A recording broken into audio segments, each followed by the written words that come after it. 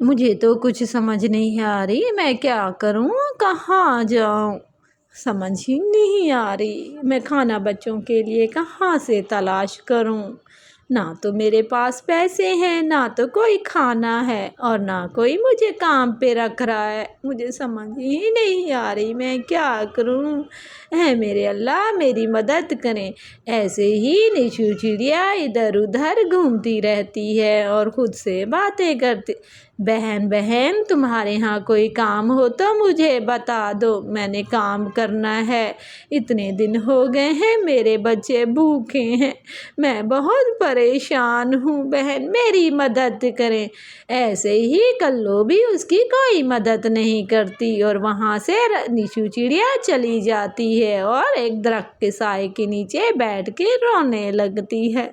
ہائے میرے اللہ میں کیا کروں، بیچاری ایسے چپ ہی ہوتی ہے کہ درخت فوراً سے بول پڑتا ہے، میں تمہاری مدد کروں گا، میں نے تمہاری ساری باتیں سن لی ہے۔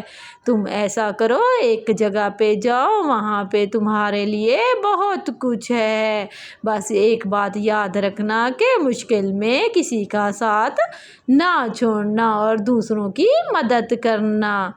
ایسے ہی نشو چڑیا یہ باتیں سن کے وہاں سے چلی جاتی ہے اور اپنی دوست کو بھی لے جاتی ہے۔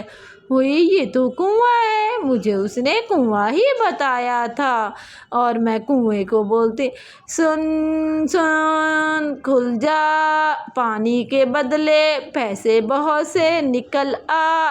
ایسے ہی نشو چڑیا آواز دیتی ہے اور اس کی دوست بھی وہاں سے چلی جاتی ہے کہ یہ کوئی مذاق ہی چل رہا ہے۔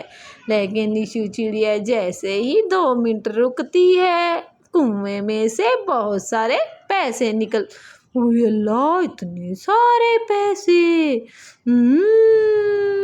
اب تو میں عیش۔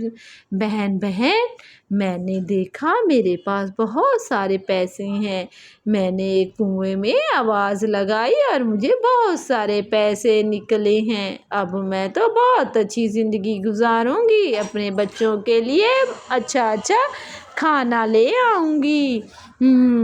اور کوئی مدد کے لیے ہو تو مجھے بتانا، میں اس کی مدد بھی کروں گی۔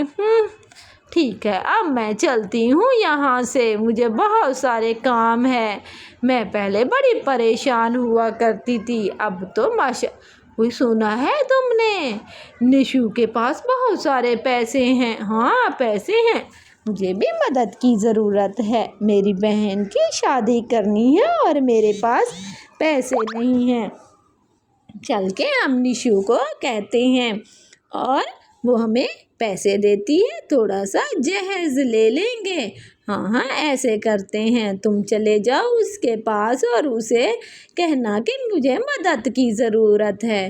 ایسے ہی گڈو بھیا وہاں سے چل پڑتا ہے کہ نشو کے گھر جاؤں اور اس سے کچھ پیسے لوں اور بہن کی شادی کروں۔ جیسے ہی بڑی بی اسے بتاتی ہے، وہ پلاننگ کے مطابق ویسے ہی اس کے گھر کی طرف روانہ ہو جاتا ہے۔ نشو بہن میں نے سنا ہے تم لوگوں کی مدد کر رہی ہو، کیا آپ میری مدد کریں گی؟ سوچتی ہوں تمہیں بتاتی ہوں، کیا تمہاری میں مدد کروں؟ نہیں میں نے کوئی مدد نہیں کرنی، جاؤ یہاں سے۔ ایسے ہی نشو بیچارے کو ڈانٹتی ہے اور غصہ کرتی ہے، اصل میں اس کے ذہن میں لالچ آ جاتا ہے اور وہ گھمنڈی ہو جاتی ہے۔ اچانک سے سیڑھیوں سے نیچے گر پڑتی ہے، ہائے اللہ مجھے کوئی بچائے، مجھے بچائے۔ ایسے ہی نیچے گر پڑتی ہے، اس کے گھر کے سارے پیسے بھی غائب ہو جاتے ہیں، بیچاری بڑی غریب ہو جاتی ہے۔